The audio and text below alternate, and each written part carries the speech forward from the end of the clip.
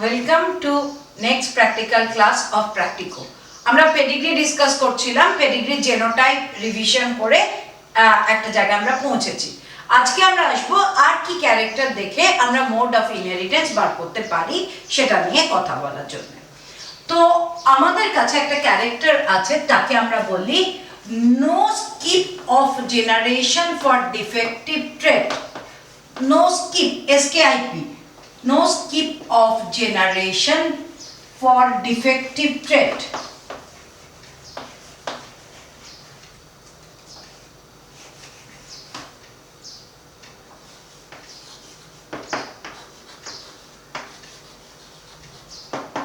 এই কথাটার মানে কি? স্কিপ মানে হচ্ছে গ্যাপ, নো স্কিপ মানে কোনো গ্যাপ নেই। কার গ্যাপ নেই? ডিফেক্টিভ ট্রেটের গ্যাপ নেই। কোথায়? জেনারেশনে নেই। তার মানে আমরা যদি একটা পেডিগ্রি চার্ট আঁকি, সাপোজ এটা একটা ডিফেক্টিভ মেল, একটা নর্মাল ফিমেল, সেখান থেকে একটা defective female, normal male, normal female, defective male, then normal female, next জেনারেশনে গেলাম, defective female, defective female, defective female, normal male। এইরকম যদি একটা পেডিগ্রি চার্ট পাই, তাহলে এই পেডিগ্রি চার্টে সবসময় বাঁ দিকে আমরা জেনারেশন নাম্বার লিখি। সেই জেনারেশন নাম্বারটা লেখা হয় ইন দ্য রোমান নিউমারালস। তো এখানে আমরা লিখলাম 1, তারপরে লিখলাম 2, and এখানে লিখলাম 3। So it is a 3 generation pedigree.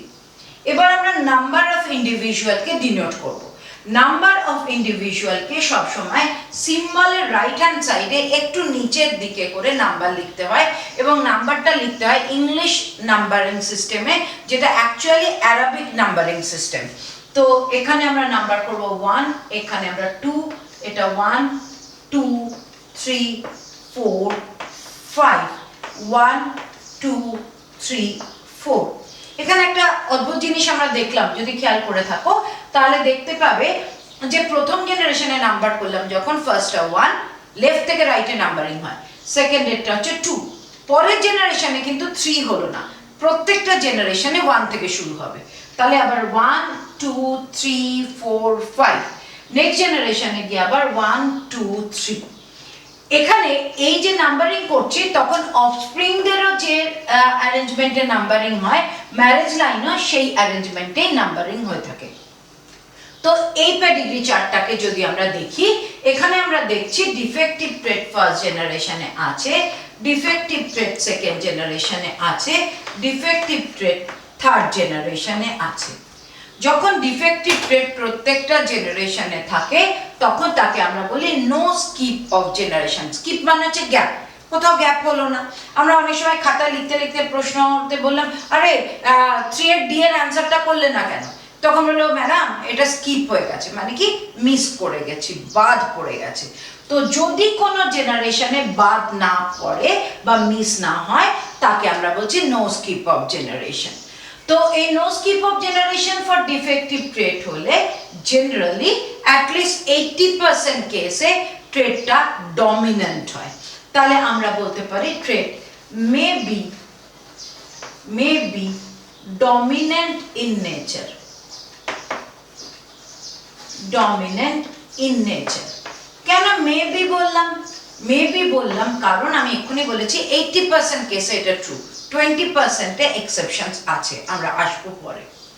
আমরা এই ক্যারেক্টারটার পরে নেক্সট যে ক্যারেক্টারটাকে আমরা দেখি, সেই ক্যারেক্টারটাকে আমি লিখছি আগে, আমরা বলছি 50% or more than 50% individuals are found to be defective, আর এখানে লিখলাম found to be defective। যদি পুরো পেডিগ্রি চার্টে যতজন ইন্ডিভিজুয়াল আছে তার 50% বা 50%-এর বেশি যদি ডিফেক্টিভ হয়, তাহলেও ট্রেটটা may be dominant in nature. আবার মেবি কেন বললাম, ওই 80% কেসে দিস ইজ ট্রু। তো এই 50% আমরা কাউন্ট করতে পারি। এই পেডিগ্রি চার্টটায় ফার্স্ট জেনারেশনে 2 জন আছে, সেকেন্ড জেনারেশনে 5 জন আছে, তাহলে 5 + 2 পেলাম হচ্ছে 7। আর থার্ড জেনারেশনে 4 জন আছে, তাহলে 7 + 4 11 আছে। তাহলে এইবার শুরু হলো সমস্যা। 11 এর 50%, 11 এর 50% মানে 11 ডিভাইডেড বাই 2। তাহলে 11 ডিভাইডেড বাই 2 হলে 5.5 বা 5.5 হয়। তো it is not possible for human being to be 5.5 individual. 5.5টা লোক হতে পারে না কখনোই। তাহলে এখানে আমরা 50% কি করে কাউন্ট করতে পারি? এখানে এই 5.5 এর থেকে 0.5টা বাদ দিয়ে দিলাম। তাহলে 0.5 বাদ দিলে কত থাকছে? 5। আর যদি 0.5 অ্যাড করে নিই, 0.5 অ্যাড করে নিতাম, তাহলে এই ভ্যালুটা হতো 6। আবার বলি, 5.5 ছিল, হাফ করলে পেলাম, তাহলে 5.5 ইন্ডিভিজুয়াল নাও হওয়া সম্ভব না। তাহলে তার জায়গায় হাফটা বাদ দিয়ে দিলাম 5, বা হাফ যোগ করে নিলাম 6। তাহলে 5 বা 6 এই ক্ষেত্রে যদি হয়ে থাকে, 5 or 6 যে কোনোটাই যদি হয়ে থাকে, তাহলে তাকে আমরা তখন কাউন্ট করছি অ্যাজ দ্য 50% ইন্ডিভিজুয়াল। আর 6 এর বেশি হলে বলছি মোর দ্যান 50% ইন্ডিভিজুয়ালস। তাহলে 50 বা মোর দ্যান 50 অ্যাফেক্টেড হলে ট্রেটটা ডমিনেন্ট হয়। কিন্তু এই সমস্যাটা থাকতোই না যদি এখানে ইভেন নাম্বার অফ ইন্ডিভিজুয়াল থাকতো। ইভেন মানে কি? জোড় সংখ্যা। এখানে টোটাল ইন্ডিভিজুয়ালটা কি হলো? অড বা বিজোড় হলো বলে এই সমস্যাটা হবে। জোড় হলে কিন্তু এই সমস্যাটা নেই। যদি টোটালে 10 জন থাকতো, তখন তার 50% বার করা কোনো অসুবিধা হতো না। 5, তাহলে 5 বা 5 এর বেশি অ্যাফেক্টেড হলে ট্রেটটা ডমিনেন্ট হতো, আর 5 বা 5 এর থেকে কম অ্যাফেক্টেড হলে ট্রেটটা ডমিনেন্ট হতো না। তো এখানে আমাদের হিসেবে কত পেলাম আমরা? 5 বা 6। তো আমরা কাউন্ট করে দেখি, 1 2 3 4 5 6। তাহলে 6টা অ্যাফেক্টেড আছে। 6টা অ্যাফেক্টেড মানে হচ্ছে 50% individuals are found to be affected, as the total number of individuals are 11. So the trait may be dominant in nature. Now I am coming to the third criteria of the dominant trait. আমি নিচে লিখছি third criteria, কারণ আমি এই pedigree চার্টটা help নেব বলে মুছে দিলে আবার অসুবিধা, সেই জন্য। তো থার্ড ক্রাইটেরিয়াতে আমরা পাচ্ছি যেটা, সেটাকে আমরা বলছি no carrier condition, no carrier condition and for production of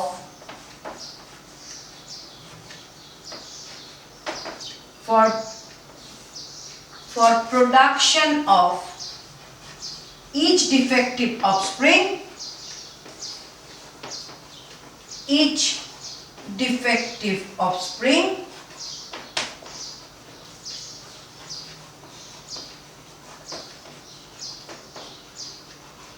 at least one of the parent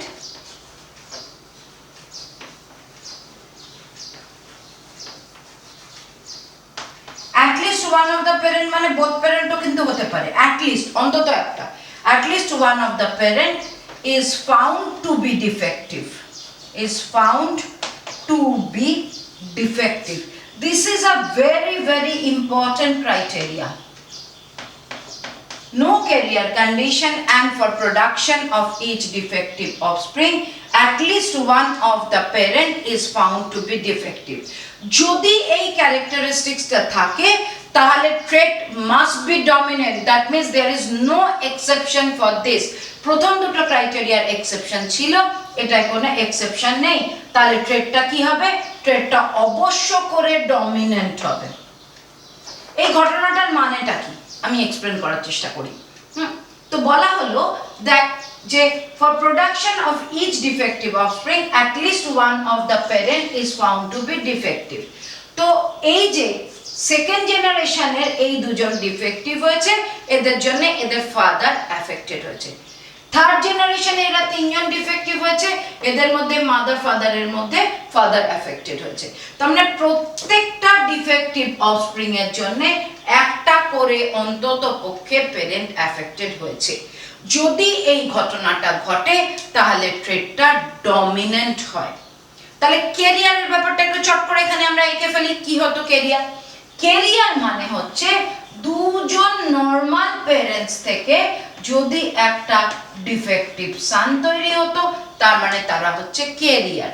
এর কাছেও ট্রেটটা শো করেনি, এর কাছেও ট্রেটটা শো করেনি, এর কাছে তো আকাশ থেকে পড়তে পারে না, তার মানে এদের কারোর থেকে এর কাছে এসছে। তাহলে এই ঘটনাটাকে আমরা বলি ক্যারিয়ার। বা আমাদের ক্যারিয়ারের ক্ষেত্রে দুজন নর্মাল প্যারেন্টস থেকে যদি একটা ডিফেক্টিভ ডটার অ্যারাইজ করে তখন তাকে আমরা বলছি ক্যারিয়ার। তাহলে ক্যারিয়ার নেই মানে কি? নেই মানে এদের অ্যাফেক্টেড হওয়ার জন্য যে কোনো একজন প্যারেন্ট বা ঘটনাচক্রে দুজন প্যারেন্টও যদি অ্যাফেক্টেড হয়ে যায় তাহলেও ট্রেটটা ডমিনেন্ট হবে। নো ক্যারিয়ার মানে হচ্ছে ট্রেটটা ডমিনেন্ট। তার উল্টো ভাবে চিন্তা করলে for each defect production of each defective offspring at least one of the parent is found to be defective. ট্রেটটা ডমিনেন্ট হতে বাধ্য, কারণ এর কাছে ট্রেটটা শো করেছে মানে এই ট্রেটটা এখান থেকে পেয়েছে, কোনো লুকোচুরি বা হিডেন কন্ডিশনের ব্যাপার নেই। আমরা জেনোটিপিক্যালিও পরবর্তীকালে একটু পরেই এস্টাবলিশ করে দেখব যে ট্রেটটা কেন ডমিনেন্ট হবে, কেন রিসেসিভ হতে পারে না, কেন এটা 100% অ্যাপ্রুভড ক্রাইটেরিয়া। তো তোমাদের একটা প্রশ্ন হতে পারে, তো এটাই যদি ক্রাইটেরিয়া হয় বাকিদের আমরা চিন্তা করছি কেন? বাকিদের চিন্তা করছি এই কারণে যে সারা পৃথিবীতে যখন পেডিগ্রি অ্যানালিসিস করা হয় তখন তার কিছু কনভেনশনাল রুল আছে। দেখা হয় যে চারটা সেই রুলের কতটা ফলো করছে আর কতটা ফলো করছে না। সেই রুলগুলোর মধ্যে এটা একটা রুল, এটা একটা রুল, এটা আরেকটা রুল। কাজেই আমাদের সবকটা রুলকেই কিন্তু কনসিডার করতে হবে, এবং যদি রুল ফলো না করে সেটাকেও আমাকে অ্যানালিসিসে মেনশন করতে হবে যে এই রুলটা আছে কিন্তু এই রুলটা এই পেডিগ্রিটা ফলো করেনি। কাজেই আমাকে সবসময় রুলগুলোকে খেয়াল রাখতে হবে, এবং প্রত্যেকটা রুলের ক্ষেত্রে একটা টিপিক্যাল ল্যাঙ্গুয়েজ আমরা ইউজ করি, সেটা সারা পৃথিবীতে সবাই এই ল্যাঙ্গুয়েজটাই ইউজ করে। তো এই ফরম্যাটে বা এই ল্যাঙ্গুয়েজগুলো আমরা মনে রাখতে হবে বা মুখস্থ রাখতে হবে। প্রথম কি, no skip of generation for defective trait, that is defect. তার মানেটা কি? তার মানেটা হচ্ছে that is defective individuals are present in all successive generations. এই দ্যাট ইজ এর পার্টটা আমি এখানে লিখছি, এখানে এক্সপ্লেন করার চেষ্টা করছি। আমরা কি বললাম? বললাম that is defective individuals, that is defective individuals are present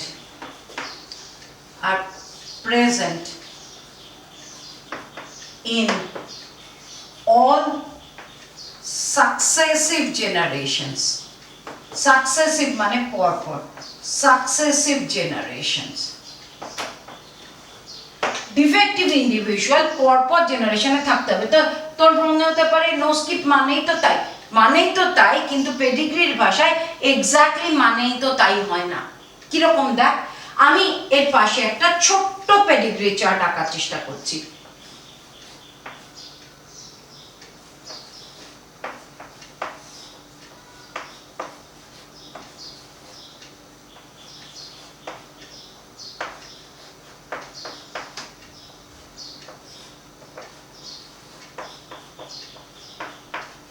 এটাও একটা 3 জেনারেশন পেডিগ্রি এঁকেছে, ঠিক আছে। এখানে দেখ, আমরা যদি মনে করি যে নো স্কিপ মানে হচ্ছে কোনো জেনারেশনে না থাকা মানেই নো স্কিপ, না, সেটা নয়। এখানে দেখ, জেনারেশনে 1-এ কোনো ডিফেক্টিভ ইন্ডিভিজুয়াল নেই, জেনারেশন 2-তে ডিফেক্টিভ ইন্ডিভিজুয়াল আছে। তোর মনে হতে পারে এটা ক্যারিয়ার, কিন্তু এটা ক্যারিয়ার নয়। কেন ক্যারিয়ার নয়?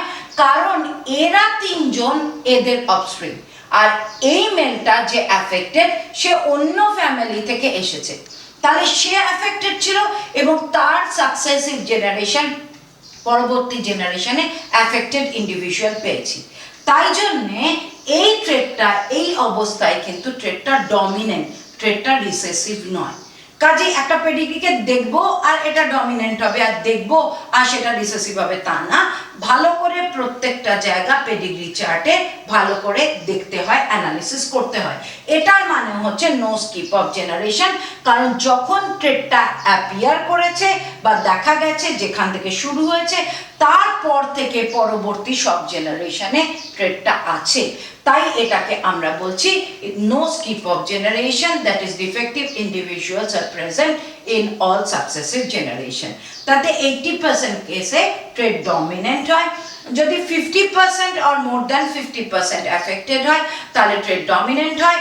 অডের ক্ষেত্রে আমরা যেটা হাফ হবে তার থেকে 0.5 বেশি বা 0.5 কম মানে হচ্ছে 50%, আর তার চেয়ে বেশি মানে হচ্ছে মোর দ্যান 50%। ইভেনের ক্ষেত্রে এক্স্যাক্টলি ডিভাইডেড বাই 2 হচ্ছে 50%। আর থার্ড যে ক্রাইটেরিয়াটা ডিসকাস করেছি, নো ক্যারিয়ার কন্ডিশন, তার মানে দুজন নর্মাল প্যারেন্টস থেকে ডিফেক্টিভ অফস্প্রিং, এই ঘটনাটাকে বলি আমরা ক্যারিয়ার। এরকম ঘটনা নেই। No carrier condition present and for production of each defective offspring, here also you can see for this defective offspring this father is defective, therefore production of those defective offspring their father was defective, so the trait cannot be recessive and the trait must be dominant in nature. That means at least one of the parent or both of the parents defective, so the trait may be dominant in nature. আমি এই মুহূর্তে এটার সঙ্গে x linked ক্রাইটেরিয়াতে যাওয়ার চেষ্টা করব এবং অটোজোমালের ক্রাইটেরিয়াতে যাওয়ার চেষ্টা করব, তারপরে আমরা আসবো হচ্ছে রিসেসিভে। তো আমরা এই যে ট্রেডটা এই তিনটে ক্রাইটেরিয়ার উপর বেস করে মেনলি, এরপরেও একটা ক্রাইটেরিয়ার কথা আমরা আলোচনা করব, সেই ক্রাইটেরিয়াটা কি? এই পেডিগ্রিটাতে সেই ক্রাইটেরিয়াটাকে আমরা দেখতে পাচ্ছি না, কিন্তু আমরা এরকম ক্রাইটেরিয়া যদি পাই যে both defective parents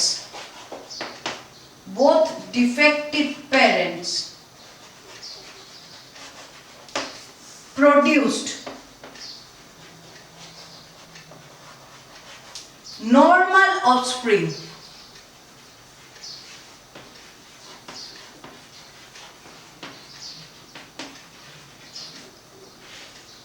যদি দুজন defective parent normal offspring production করে তাহলেও ট্রেডটা ডমিনেন্ট হয়, এরও কোনো এক্সেপশন নেই। এই পেডিগ্রি চার্টটা, যে পেডিগ্রি চার্টটা আমি ড্র করেছি তাতে এই ঘটনাটা নেই, কিন্তু তার মানেটা কি? মানেটা হচ্ছে দুজনই ডিফেক্টিভ, ফাদারও ডিফেক্টিভ মাদারও ডিফেক্টিভ, সেখান থেকে যদি একটা নর্মাল সান বা নর্মাল ডটার অ্যারাইজ করে তাহলে ট্রেডটা ডমিনেন্ট হয়, ট্রেডটা রিসেসিভ হতে পারে না। কেন পারে না আমরা জেনোটিপিক্যালি একটু পরে আসছি, একটু পরে এই পেডিগ্রি চার্টটাকে তখন মুছে ফেলবো, ওই রকম একটা কন্ডিশনওয়ালা পেডিগ্রি চার্টকে আমরা ড্র করব। তো এরপরে তাহলে এই তিনটে বা চারটে ক্রাইটেরিয়া দেখে আমরা বলছি ট্রেডটা ডমিনেন্ট কিনা। এরপরে আসছি যে ট্রেডটা অটোজোমাল না সেক্স লিঙ্কড। তাহলে অটোজোমালের জন্য কি ক্রাইটেরিয়া আছে? অটোজোমালের জন্য আমরা যেহেতু আমাদের হিউম্যান বিং এর মেল আর ফিমেলের অটোজোম কম্পোজিশন সেম, তাই জন্যে যদি কোনো ট্রেড ডিফেক্টিভ হয় তাহলে সেই ট্রেডটা মেলদেরও যতটা অ্যাফেক্ট করে ফিমেলদেরও ততটাই অ্যাফেক্ট করে। তার মানে ডিফেক্টিভ মেলের সংখ্যা আর ডিফেক্টিভ ফিমেলের সংখ্যা ইকুয়াল হয়। তো ইকুয়াল হওয়াকে আমরা বলি নো বায়াস। বায়াস মানে কি? বায়াস মানে হচ্ছে ফেভারিজম। আমরা অনেক সময় বলি ওই স্যার ওকে বেশি নম্বর দিল কারণ ওর প্রতি বায়াস, বায়াস মানে ফেভারিজম করলো। কিন্তু কোনো অটোজোমাল ট্রেটরা মেল বা ফিমেল কাউকে বায়াস করতে পারে না বা কাউকে ফেভার করে না। তাই জন্য অটোজোমাল হতে গেলে ট্রেটটার যে ক্রাইটেরিয়া, সেই ক্রাইটেরিয়াটা হচ্ছে absence of sex bias for defective trait. Absence of sex bias for defective trait, that is defective male is to defective female equals to 1:1, absence মানে 1:1, যদি defective male is to defective female equals to 1:1 হয় তাহলে ট্রেটটা autosomal হতেই বাধ্য। the trait is autosomal in nature, autosomal in nature। তাহলে mail আর ফিমেলের সংখ্যা affected হওয়ার সংখ্যা সমান হলে ট্রেটটা অটোজোমাল হতে বাধ্য। তাহলে এর অল্টারনেট ক্রাইটেরিয়া হিসেবে আমরা কি পেতে পারি? অল্টারনেট ক্রাইটেরিয়া হিসেবে আমরা বলতে পারি যে সেক্স বায়াস আছে, অ্যাবসেন্সের উল্টো কি? প্রেজেন্স। তাহলে আমরা বলতে পারি presence of distinct sex bias, presence of distinct sex bias for defective trait, presence of distinct sex bias for defective trait, that is defective male is to defective female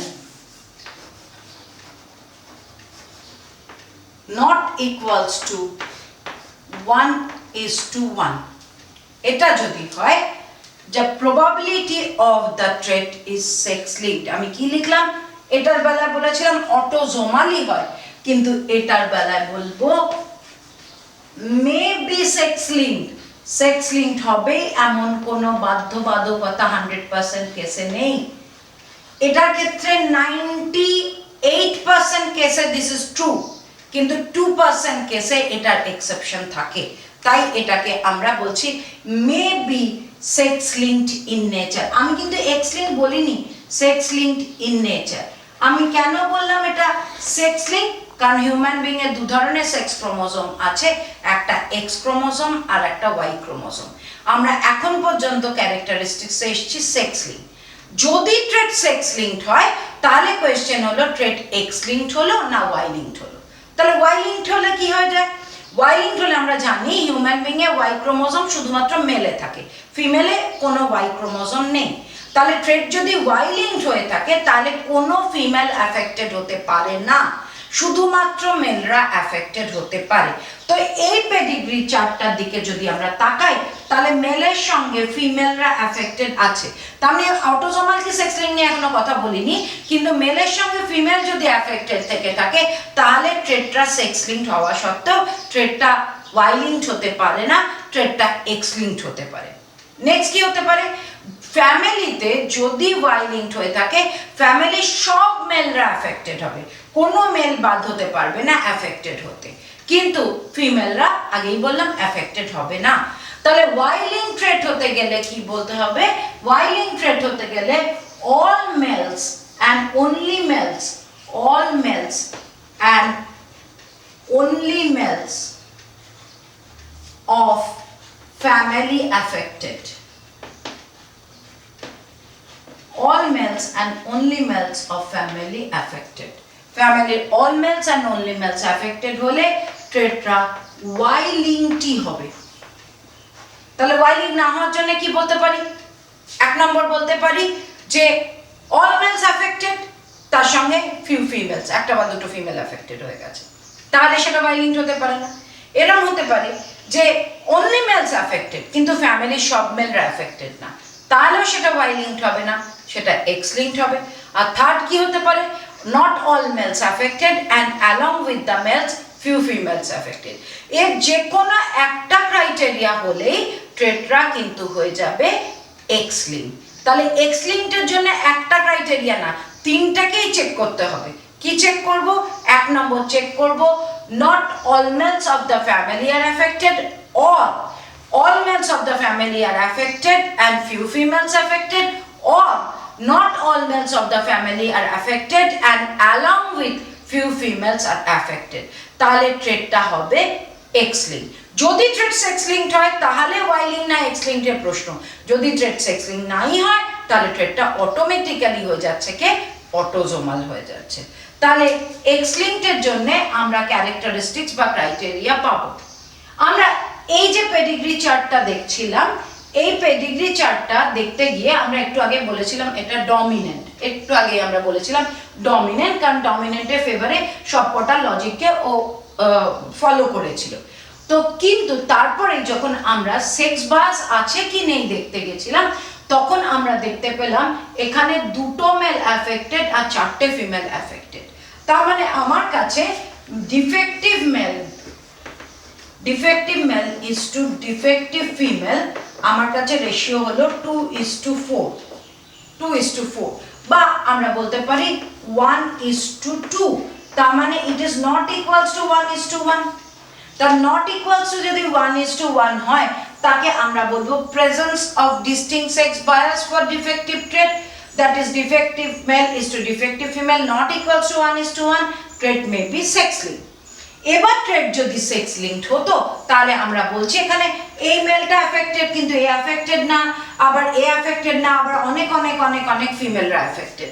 তাহলে ট্রেটটা কোনো কারণেই ওয়াই লিঙ্কড হতে পারে না, ট্রেটটা x linked হতে পারে। কিন্তু ঘটনাচক্রে এই যে পেডিগ্রি চার্টটা আমি এঁকে ফেলেছি বা এঁকেছি, সেটা কিন্তু ওই 98% ফলো করলো না, সেটা গেল হচ্ছে 2%, যে এক্সেপশন দেখালো এই ঘটনার।